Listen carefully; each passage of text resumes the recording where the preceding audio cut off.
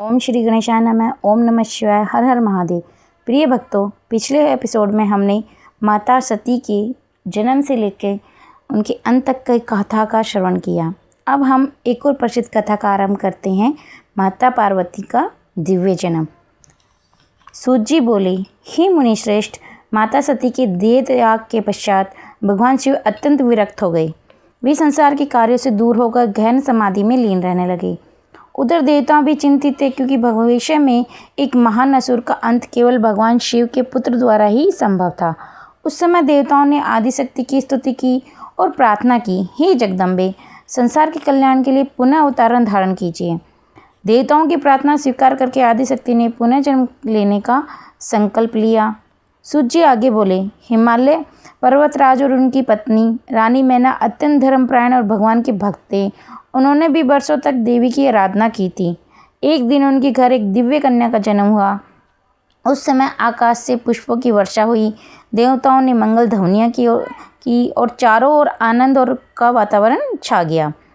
उस कन्या का नाम रखा गया पार्वती। क्योंकि उनका जन्म पर्वतराज हिमालय के घर हुआ था, इसलिए वे पार्वती कहलाई। बालिका पार्वती बचपन से ही असाधारण थी। उनके मुख पर दिव्य तेज था। उनका स्वभाव अत्यंत करुणामय तथा मधुर था। महर्षियों ने भविष्यवाणी की कि यह कोई साधारण कन्या नहीं, यही जगदम्बा का अवतार है और भविष्य में भगवान शिव की अर्धांगिनी बनेगी। पर्वतराज हिमालय और रानी मैना अपनी पुत्री को पाकर अत्यंत प्रसन्न थे। सूत जी बोले, हे मुनिश्रेष्ठों, यद्यपि माता पार्वती अपने पूर्व जन्म की स्मृतियों को प्रकट नहीं करती थी, किंतु उनके हृदय में भगवान शिव के प्रति स्वाभाविक आकर्षण और श्रद्धा विद्यमान थी। जैसे जैसे वे बड़ी होने लगी, उनका मन भगवान शिव के ध्यान और भक्ति में लगने लग गया। सभी ऋषियों ने कहा, धन्य है माता पार्वती जो पुनः जगत के कल्याण के लिए अवतरित हुई। सूत जी बोले, हे मुनिश्रेष्ठों, समय बीतता गया और बालिका पार्वती धीरे धीरे युवावस्था की ओर बढ़ने लगी। उनका सौंदर्य, विनम्रता और दिव्य तेज दिन प्रतिदिन बढ़ता जा रहा था। एक दिन देवर्षि नारद पर्वतराज हिमालय के महल में पधारे। हिमालय और रानी मैना ने उनका आदरपूर्वक स्वागत किया। माता पार्वती ने भी श्रद्धापूर्वक उनके चरण स्पर्श किए। देवर्षि नारद ने पार्वती को देखकर प्रसन्नता व्यक्त की और कहा, हे पर्वतराज, आपकी पुत्री कोई साधारण कन्या नहीं है, इनके भीतर दिव्य शक्ति का निवास है। यह सुनकर हिमालय और मैना अत्यंत प्रसन्न हुए। तब नारद जी ने माता पार्वती का हस्तरेखा और दिव्य लक्षणों के आधार पर भविष्य बताते हुए कहा, हे देवी, आपके पति एक महान योगी होंगे। वे संसार के वैभव से दूर रहने वाले, भस्म धारण करने वाले, दिगंबर, करुणामय और देवों के भी देव होंगे। रानी मैना यह सुनकर कुछ चिंतित हो गई। उन्होंने कहा, हे मुनिवर, हमारी पुत्री तो राजमहल में पली बड़ी है, क्या मैं ऐसे तपस्वी योगी के साथ सुखी रह पाएगी? नारद जी मुस्कुराए और बोले, हे देवी, जिसका मैं वर्णन कर रहा हूँ वे कोई साधारण योगी नहीं, स्वयं भगवान शिव हैं। वे समस्त ब्रह्मांड के स्वामी और परम कल्याणकारी महादेव हैं। यह सुनते ही माता पार्वती का हृदय आनंद से भर गया। उनके अंतर्मन में एक अद्भुत शांति और प्रेम की अनुभूति हुई। सूत जी बोले, हे मुनिश्रेष्ठ, माता पार्वती के हृदय में पुनर्जन्म की सी भक्ति पुनः जागृत होने लगी। उन्होंने मन ही मन निश्चय किया कि वे भगवान शिव को ही अपना पति रूप में प्राप्त करेंगी। नारद जी ने आगे कहा, हे पार्वती, भगवान शिव को प्राप्त करने का मार्ग तपस्या और अटूट भक्ति है। यदि तुम सच्चे मन से उनकी आराधना करोगी तो अवश्य सफल होगी। माता पार्वती ने हाथ जोड़कर प्रणाम किया और दृढ़ संकल्प लिया, मैं अपने जीवन का प्रत्येक क्षण भगवान शिव की भक्ति में समर्पित करती हूँ। सूत जी बोले, यही वह क्षण था जहाँ से माता पार्वती की महान तपस्या की शुरुआत होने वाली थी। सूत जी बोले, हे मुनिश्रेष्ठों, देवर्षि नारद के वचन सुनकर माता पार्वती का संकल्प और भी दृढ़ हो गया। उन्होंने निश्चय कर लिया कि वे भगवान शिव को ही पति रूप में प्राप्त करेंगी। एक दिन माता पार्वती ने अपने माता पिता से अनुमति मांगी और वन में जाकर तपस्या करने का निर्णय लिया। पर्वतराज हिमालय और माता मैना ने अपनी पुत्री से अत्यंत प्रेम करते थे। वे नहीं चाहते थे कि पार्वती कठोर कष्ट सहे। माता मैना ने कहा, पुत्री, तुम राजमहल में रहकर भी भगवान की आराधना कर सकती हो, इतनी कठोर तपस्या की क्या आवश्यकता है? पार्वती ने विनम्रता से उत्तर दिया, माता श्री, सच्ची भक्ति में धैर्य, त्याग और समर्पण आवश्यक है। मेरा जीवन भगवान शिव को समर्पित है।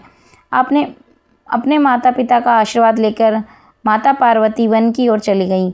वहाँ उन्होंने एक शांत स्थान पर अपना आश्रम बनाया और भगवान शिव का ध्यान आरंभ कर दिया। प्रारंभ में वे फल और कंदमूल खाकर तप करती रही। समय बीतने पर उन्होंने केवल पत्तों का सेवन करना शुरू कर दिया। फिर एक समय ऐसा आया जब उन्होंने पत्तों का भी त्याग कर दिया। इसी कारण उन्हें अपर्णा नाम से भी पुकारा जाने लगा, जिसका अर्थ है वह देवी जिसने पत्तों तक का त्याग कर दिया। सूत जी बोले, हे मुनिश्रेष्ठों, माता पार्वती की तपस्या इतनी कठोर थी कि देवता, ऋषि और सिद्धगण भी आश्चर्यचकित रह गए। वर्षों बीत गए परंतु उनके संकल्प में तनिक भी कमी नहीं आई। वे दिन रात ओम नमः शिवाय मंत्र का जप करती और महादेव का ध्यान करती। उनकी तपस्या के प्रभाव से तीनों लोकों में दिव्य ऊर्जा फैलने लगी। देवताओं ने ब्रह्मा जी से कहा, हे पितामह, माता पार्वती की तपस्या अद्भुत है। ऐसा प्रतीत होता है कि शीघ्र ही भगवान शिव प्रसन्न होंगे। ब्रह्मा जी ने कहा, निसंदेह ऐसी अटूट भक्ति कभी निष्फल नहीं जाती। सूत जी बोले, हे ऋषियों, अब वह समय निकट आ रहा था जब भगवान शिव स्वयं माता पार्वती की परीक्षा लेने वाले थे। सूत जी बोले, हे मुनिश्रेष्ठों, माता पार्वती की कठोर तपस्या से तीनों लोग प्रभावित हो चुके थे। देवता, ऋषि और सिद्धगण उनकी भक्ति की प्रशंसा कर रहे थे। भगवान शिव भी उनकी अटूट श्रद्धा और समर्पण से प्रसन्न थे, किंतु वे संसार के सामने पार्वती की निष्ठा और प्रेम की परीक्षा प्रकट करना चाहते थे। एक दिन भगवान शिव ने एक वृद्ध ब्राह्मण का रूप धारण किया और माता पार्वती के आश्रम में पहुँचे। माता पार्वती ने विनम्रता से उनका स्वागत किया, आसन दिया और आदरपूर्वक प्रणाम किया। ब्राह्मण रूप में भगवान शिव बोले, हे पुत्री, तुम इतनी कठोर तपस्या किस उद्देश्य से कर रही हो? माता पार्वती ने विनम्रता से उत्तर दिया, हे ब्राह्मण देव, मैं भगवान शिव को पति रूप में प्राप्त करने के लिए तपस्या कर रही हूँ। यह सुनकर ब्राह्मण मुस्कुराए और बोले, तुम इतनी सुंदर, गुणवती और राजकुमारी हो। संसार में अनेक राजकुमार देवता हैं, फिर तुम उस शिव को क्यों पाना चाहती हो जो शमशान में रहते हैं, शरीर पर भस्म लगाते हैं, गले में सर्प धारण करते हैं, जिनके पास कोई राजवैभव नहीं? यह सुनकर माता पार्वती कुछ क्षण मौन रही। फिर उन्होंने अत्यंत दृढ़ स्वर में कहा, हे ब्राह्मण देव, आप भगवान शिव के भारी स्वरूप को देख रहे हैं, परंतु मैं उनके वास्तविक स्वरूप को जानती हूँ। वे केवल एक योगी नहीं बल्कि स्वयं महादेव है। वे देवों के देव, करुणा के सागर और समस्त ब्रह्मांड के स्वामी हैं। उनके समान पवित्र और महान कल्याणकारी कोई नहीं है। ब्राह्मण ने फिर कहा, यदि तुम्हारी तपस्या सफल नहीं हुई तो माता पार्वती ने बिना किसी संकोच के उत्तर दिया, तो भी मैं जीवन भर भगवान शिव की ही आराधना करूंगी, मेरा संकल्प कभी नहीं बदलेगा। सूत जी बोले, हे मुनिश्रेष्ठों, माता पार्वती की अटूट निष्ठा देखकर भगवान शिव अत्यंत प्रसन्न हुए। उसी क्षण में वृद्ध ब्राह्मण रूप समाप्त हो गया और वहाँ स्वयं भगवान शिव अपने दिव्य स्वरूप में प्रकट हो गए। उनके दर्शन होते ही पूरा वन दिव्य प्रकाश से जगमगा उठा। माता पार्वती ने भाव विभोर होकर भगवान शिव को प्रणाम किया। महादेव मुस्कुराकर बोले, हे पार्वती, तुम्हारी भक्ति, तपस्या और अटूट विश्वास ने मुझे अत्यंत प्रसन्न किया है। तुम्हारा संकल्प सफल हुआ। यह सुनकर माता पार्वती का हृदय आनंद से भर गया। सूत जी बोले, हे मुनिश्रेष्ठों, माता पार्वती की अटूट भक्ति और कठोर तपस्या से भगवान शिव अत्यंत प्रसन्न हुए। महादेव ने माता पार्वती से कहा, हे देवी, तुमने जिस निष्ठा और प्रेम से मुझे पाने के लिए तपस्या की, उससे मैं प्रसन्न हूँ। तुम्हारी मनोकामना पूर्ण होगी। मैं तुम्हें अपने अर्धांगिनी के रूप में स्वीकार करता हूँ। माता पार्वती ने हाथ जोड़कर कहा, हे प्रभु, आपका दर्शन ही मेरे लिए सबसे बड़ा सौभाग्य है। आपके चरणों में स्थान मिलना मेरे जीवन की सबसे बड़ी प्राप्ति है। भगवान शिव ने उन्हें आशीर्वाद दिया और कहा, हे पार्वती, उचित समय आने पर हमारा विवाह विधिपूर्वक संपन्न होगा। यह विवाह केवल हमारा मिलन नहीं होगा बल्कि किसी और शक्ति का दिव्य मिलन होगा। यह समाचार जब देवताओं को प्राप्त हुआ तो सभी अत्यंत प्रसन्न हुए। देवताओं ने भगवान शिव और माता पार्वती की स्तुति करते हुए कहा, हे महादेव, हे जगदम्बा, आपके मिलन से संसार में कल्याण की नई शक्ति का संचार होगा। उधर पर्वतराज हिमालय और माता मैना को भी जब यह समाचार मिला कि भगवान शिव स्वयं पार्वती को अपनी अर्धांगिनी के रूप में स्वीकार करने वाले हैं तो उनका हृदय आनंद से भर गया। लेकिन माता मैना के मन में एक चिंता भी थी कि भगवान शिव की बारात कैसी होगी। सूत जी बोले, हे मुनिश्रेष्ठों, आने वाली शिव बारात साधारण बारात नहीं थी। देवता, ऋषि, गण और अनेक दिव्य शक्तियाँ उसमें सम्मिलित होने वाली थी। फिर वह शुभ दिन आने लगा जब कैलाश से महादेव की अद्भुत बारात निकली और पर्वतराज हिमालय के घर पहुंचने वाली थी। सूत जी बोले, हे मुनिश्रेष्ठों, जब भगवान शिव और माता पार्वती के विवाह का शुभ मुहूर्त निश्चित हुआ तब कैलाश पर्वत पर विवाह की तैयारियां होने लगी। देवताओं, ऋषियों और गणों में अत्यंत उत्साह था। विवाह के दिन भगवान शिव ने अपनी दिव्य बारात सजाई। नंदी महाराज आगे चल रहे थे और उनके पीछे शिवगण, देवता, ऋषि, गंधर्व तथा अनेक दिव्य शक्तियाँ चल रही थी। शिवगणों का अद्भुत स्वरूप देखकर रास्ते में लोग आश्चर्यचकित हो रहे थे। जब यह बारात हिमालय के महल के पास पहुंची तो माता मैना ने बारात को देखा। उन्होंने भिन्न भिन्न रूपों वाले शिवगणों को देखकर आश्चर्य किया। फिर उन्होंने भगवान शिव को देखा, जटाओं में गंगा, मस्तक पर चंद्रमा, गले में सर्प और शरीर पर भस्म। माता मैना कुछ घबरा गई। उन्होंने कहा, क्या यही मेरी पुत्री के वर हैं? तब देवताओं ऋषियों ने उन्हें समझाया, माता भारी रूप देखकर चिंता मत कीजिए, ये स्वयं भगवान शिव है, देवों के देव, करुणा के सागर और समस्त जगत के कल्याणकर्ता। भगवान विष्णु और ब्रह्मा जी सहित सभी देवताओं ने भगवान शिव की महिमा का वर्णन किया। तब माता मैना का भय दूर हुआ और उन्होंने महादेव का आदरपूर्वक स्वागत किया। इसके बाद विवाह की मंगल विधियां आरंभ हुई। माता पार्वती सुंदर वेश में विवाह मंडप में आई। भगवान शिव और माता पार्वती को एक साथ देखकर देवताओं ने पुष्प वर्षा की। वैदिक मंत्रों के बीच भगवान शिव और माता पार्वती का विवाह संपन्न हुआ। सभी दिशाओं में मंगल ध्वनियां गूंज उठी। हर हर महादेव। सूत जी बोले, हे मुनिश्रेष्ठों, शिव और शक्ति का यह दिव्य विवाह संसार के लिए प्रेम और विश्वास, त्याग और समर्पण का महान संदेश बन गया। विवाह के पश्चात माता पार्वती भगवान शिव के साथ कैलाश की ओर प्रस्थान करने लगी। देवताओं और ऋषियों ने दोनों को आशीर्वाद दिया। सूत जी बोले, हे मुनिश्रेष्ठों, भगवान शिव और माता पार्वती के विवाह के बाद दोनों कैलाश पर्वत पर रहने लगे। माता पार्वती ने महादेव की सेवा और आराधना को ही अपने जीवन का सबसे बड़ा सौभाग्य माना। उधर तीनों लोकों में एक भयंकर असुर का अत्याचार बढ़ता जा रहा था। उसका नाम था तारकासुर। तारकासुर ने कठोर तपस्या करके ब्रह्मा जी को प्रसन्न किया और उसने ऐसा वर मांगा कि उसका वध केवल भगवान शिव के पुत्र के हाथों ही हो सके। उसे विश्वास था कि माता सती के देह त्याग के बाद भगवान शिव पुनः विवाह नहीं करेंगे और उनकी कोई संतान नहीं होगी। इसी कारण वह स्वयं को अजय समझने लगा। तारकासुर ने अपनी शक्ति बढ़ाई और देवता, ऋषियों तथा पृथ्वी के प्राणियों को परेशान करना शुरू कर दिया। देवता भयभीत होकर ब्रह्मा जी के पास पहुँचे। उन्होंने प्रार्थना की, हे पितामह, तारकासुर के अत्याचार से तीनों लोग दुखी हैं, कृपया उसके अंत का कोई उपाय बताइए। ब्रह्मा जी ने कहा, तारकासुर का अंत केवल भगवान शिव के पुत्र के हाथों ही संभव है। यह सुनकर देवताओं को आशा की किरण दिखाई दी। अब सभी देवताओं की दृष्टि भगवान शिव और माता पार्वती की ओर थी। सूत जी बोले, हे मुनिश्रेष्ठों, देवताओं को विश्वास था किसी और शक्ति के मिलन से एक ऐसी दिव्य शक्ति का जन्म होगा जो तारकासुर का अत्याचार का अंत करेगी। लेकिन भगवान शिव गहन योग और तप में लीन थे और देवताओं के सामने एक बड़ी चुनौती थी, महादेव को ग्रस्त जीवन की ओर कैसे प्रेरित किया जाए। इसी कार्य के लिए देवताओं ने एक विशेष योजना बनाई। देवराज इंद्र ने कामदेव को बुलाया। उनसे कहा, ही कामदेव, तुम्हें भगवान शिव की समाधि भंग करनी होगी ताकि उनके और माता पार्वती के दिव्य मिलन से वह शक्ति प्रकट हो सके जो तारकासुर का अंत करेगी।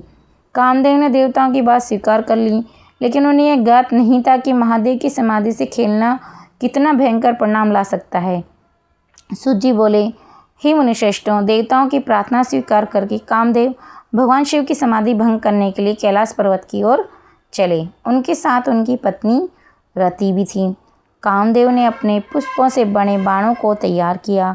उसने ऐसा समय चुना जब माता पार्वती भी भगवान शिव की सेवा के लिए वहाँ उपस्थित थी। कामदेव ने भगवान शिव की ओर अपना पुष्प बाण चलाया। बाण का प्रभाव पड़ा, भगवान शिव की समाधि भंग हो गई। महादेव ने नेत्र खोले, चारों ओर देखा। उन्हें समझते देर नहीं लगी कि उनकी समाधि भंग करने का प्रयास किसने किया है। भगवान शिव के भीतर से प्रचंड तेज प्रकट हुआ। उनका तीसरा नेत्र खुल गया और उससे अग्नि की ऐसी ज्वाला निकली कि कामदेव उसी क्षण भस्म हो गए। यह देखकर माता रति अत्यंत दुखी हो गई और वो विलाप करते हुए भगवान शिव से अपने पति के लिए प्रार्थना करने लगी। रति ने कहा, हे महादेव, मेरे पति ने देवताओं के कल्याण के लिए कार्य किया था, कृपा करके उन पर दया कीजिए। भगवान शिव का हृदय करुणा से भर गया। उन्होंने रति को आशीर्वाद दिया, कहा, हे रति, कामदेव का यह स्वरूप भले ही नष्ट हुआ है, किंतु वे पूर्णतः समाप्त नहीं हुआ है। उचित समय आने पर वे पुनः अपने दिव्य स्वरूप में प्रकट होंगे। सूत जी बोले, हे मुनिश्रेष्ठों, इस घटना से देवताओं को यह शिक्षा मिली कि भगवान शिव की इच्छा के बिना कोई भी कार्य पूर्ण नहीं हो सकता। उधर माता पार्वती भी भगवान शिव की तपस्या और महिमा को देखकर और भी अधिक श्रद्धा से भर गई। देवताओं को विश्वास हो गया कि शिव और शक्ति का दिव्य मिलन शीघ्र ही इस संसार के कल्याण का कारण बनेगा। कुछ समय बाद वह शुभ घड़ी आने वाली थी जब भगवान शिव और माता पार्वती के दिव्य पुत्र का प्रकट होगा। सूत जी बोले, हे मुनिश्रेष्ठों, देवताओं को उस दिव्य शक्ति की प्रतीक्षा थी जो तारकासुर के अत्याचार का अंत कर सके। भगवान शिव और माता पार्वती के दिव्य संयोग से वह समय निकट आ गया था। भगवान शिव के तेज से एक अत्यंत दिव्य शक्ति प्रकट हुई। उस तेज को देवताओं ने संभाला और आगे चलकर वह शक्ति स्कंद, कार्तिकेय और कुमार के रूप में प्रसिद्ध हुई। उनके जन्म के साथ ही तीनों लोकों में आनंद की लहर दौड़ गई। देवताओं ने कहा, यह वही दिव्य शक्ति है जो तारकासुर के अत्याचार का अंत करेगी। कार्तिकेय बचपन से ही अत्यंत तेजस्वी और पराक्रमी थे।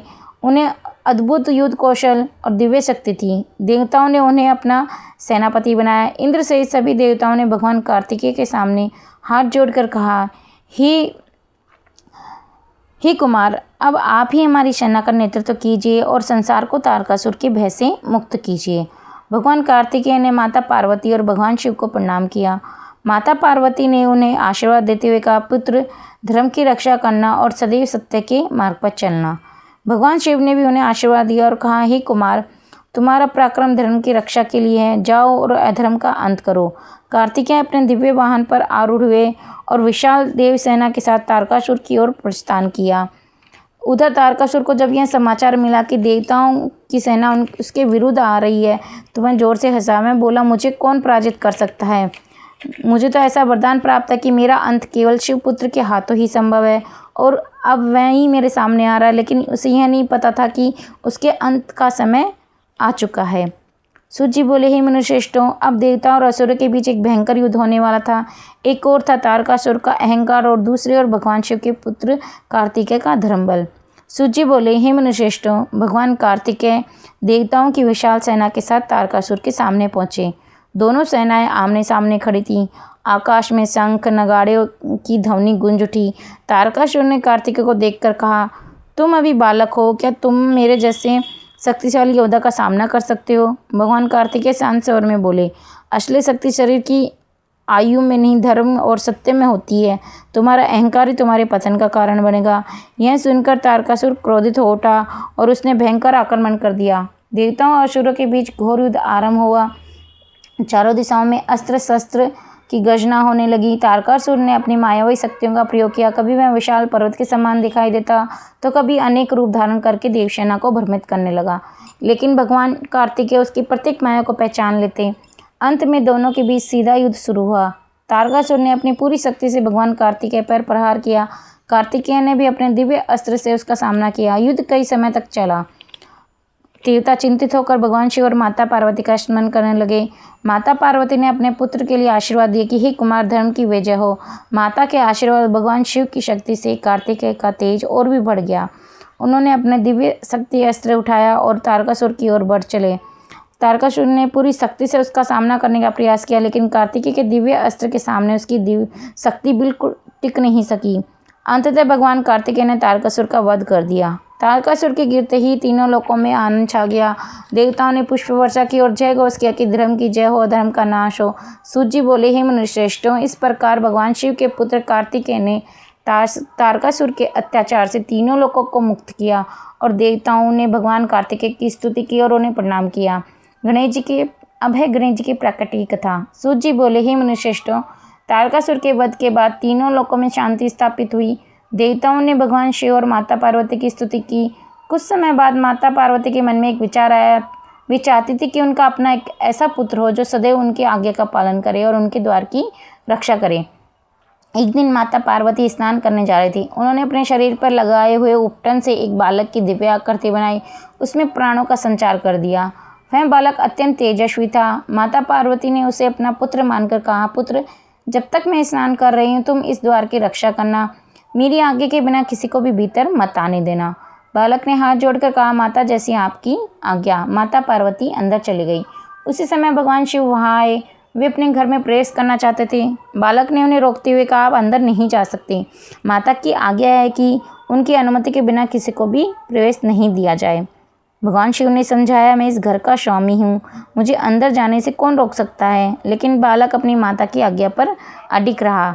उसने कहा, माता की आज्ञा मेरे लिए सर्वोपरि है, मैं आपको अंदर जाने की अनुमति नहीं दे सकता।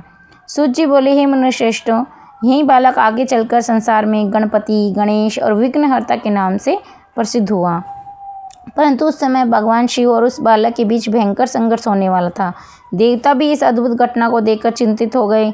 माता पार्वती को अभी इस बात का ज्ञान नहीं था कि बाहर क्या होने वाला है। सूत जी बोले, हे मनुश्रेष्ठों, माता पार्वती ने जिस बालक को अपने उपटन से उत्पन्न करके द्वार की रक्षा का दायित्व दिया था, वह अपनी माता की आज्ञा पर अडिग था। जब भगवान शिव ने अंदर जाने का प्रयास किया तब बालक गणेश ने उन्हें रोक दिया। भगवान शिव के गणों ने भी बालक को समझाने का प्रयास किया, लेकिन गणेश जी ने कहा, मेरी माता की आज्ञा है कि उनकी अनुमति के बिना कोई अंदर नहीं जा सकता। मैं अपनी माता की आज्ञा का पालन अवश्य करूँगा। भगवान शिव के गणों और बालक गणेश के बीच युद्ध आरंभ हो गया। बालक गणेश ने अद्भुत पराक्रम दिखाया और शिव गणों को पीछे हटने पर विवश कर दिया। यह देखकर भगवान शिव ने स्वयं युद्ध भूमि में प्रवेश किया। गणेश जी ने भगवान शिव का भी सामना किया। कुछ समय तक दोनों के बीच यह भयंकर युद्ध हुआ। अंततः भगवान शिव ने अपने त्रिशूल से बालक गणेश का मस्तक अलग कर दिया।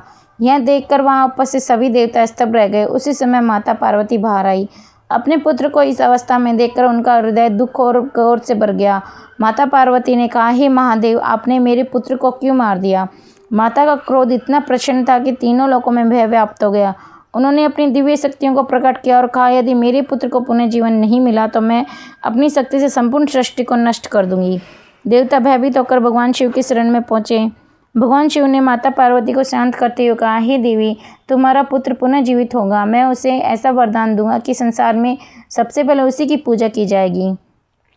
फिर भगवान शिव ने अपने गणों को आदेश दिया, उत्तर दिशा की ओर जाओ और जो भी प्राणी सबसे पहले मिले उसका मस्तक लेकर आओ। शिवगण एक हाथी के पास पहुँचे और उसका मस्तक लेकर वापस आए। भगवान शिव ने उस हाथी के मस्तक को बालक के शरीर से जोड़ कर उसे पुनः जीवन प्रदान किया। जैसे ही बालक ने आंखें खोली, माता पार्वती का हृदय आनंद से भर गया। भगवान शिव ने कहा, आज से तुम गणेश, गणपति और विघ्नहर्ता के नाम से पूजे जाओगे।